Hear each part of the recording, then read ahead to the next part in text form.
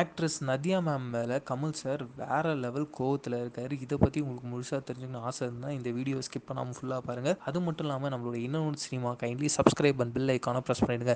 என்ன நடந்திருக்குன்னு பார்த்தீங்கன்னா உங்கள் எல்லாருக்குமே தெரியும். பாபநாசம் பார்ட் 2 படத்தோடைய ஷூட்டிங் ப்ராசஸை கூடிய சீக்கிரம் ஆரம்பிக்க போகிறாங்க. ஜீத்து ஜோசப் சார் தான் இந்த படத்தை டைரக்ட் பண்ண போகிறாரு.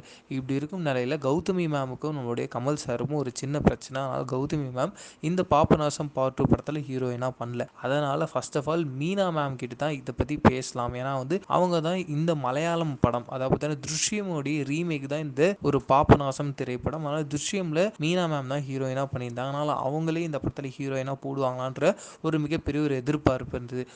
மீனா மேம் கிட்ட கேட்கும்போது அவங்க என்ன சொல்லியிருக்காங்க, இல்லை எனக்கு இதை பற்றி எதுவும் தெரியாது, நீங்கள் கமல் சாரே கேளுங்கன்னு சொல்லியிருக்காங்க. ஆனால் கமல் சாருடைய மைண்டில் யாரை ஹீரோயினாக போடலான்னு இருக்குன்னு பார்த்தீங்கன்னா நதியா மேமை ஹீரோயினாக போடலாம் அப்படின்ற ஒரு ஐடியா இருக்குது. அதனால் நதியா மேம் கிட்ட என்ன சொல்லியிருக்காங்க, கமல் சார் இந்த மாதிரி விருப்பப்படுறாரு, நீங்கள் இந்த ப்ராஜெக்டில் நடித்தா நல்லாயிருக்கும் அப்படின்ற மாதிரி கேட்டிருக்காங்க. ஆனால் அவங்க என்ன சொல்லியிருக்காங்க பார்த்தீங்கன்னா எனக்கு ஒரு சில டேர்ம்ஸ் அண்ட் கண்டிஷன்ஸ்லாம் இருக்குது, அதுக்கெல்லாம் நீங்கள் ஓகே சொன்னீங்கன்னா கண்டிப்பாக நான் இந்த படத்தில் நடிக்க ரெடி அப்படின்ற மாதிரி சொல்லியிருக்காங்க. சரி ஓகே அப்படின்னு சொல்லிட்டு இந்த டேர்ம்ஸ் அண்ட் கண்டிஷன்ஸை கமல் சார் கிட்ட சொல்லியிருக்காங்க. கமல் சார் வேற லெவலில் டென்ஷனாக இருக்காரு. எனக்கு கண்டிஷன் போடுறாங்களா அப்படின்ற ரேஞ்சுக்கு நான் கண்டிஷன் போடுறேன், நதியா மேம் இந்த படத்தில் ஹீரோயின் கிடையாது, நம்ம பூஜா குமாரை வச்சு போகலாம். பூஜா குமார் யாருன்னு பார்த்தீங்கன்னா விஸ்வரூபம் 1, விஸ்வரூபம் 2, அது மட்டும் இல்லாமல் உத்தம வில்லன் போன்ற படங்களில் இதுக்கு முன்னாடியே கமல் சார் கூட ஹீரோயினாக பண்ணியிருக்காங்க. அவங்க முக்கியமாக கமல் சார் நடிக்கிற முக்காவாசி படத்தில் கண்டிப்பாக அவங்க இருப்பாங்க, அதில் டவுட்டே கிடையாது. அதனால எல்லாருமே இப்போதைக்கு என்ன சொல்கிறாங்கன்னு பார்த்தீங்கன்னா இந்த பாபநாசம் பார்ட் 2 படத்தில் இவங்க தான் ஹீரோயினாக இருப்பாங்க அப்படின்ற மாதிரியான ஒரு பயங்கரமான டாக்ஸ் இருக்குது.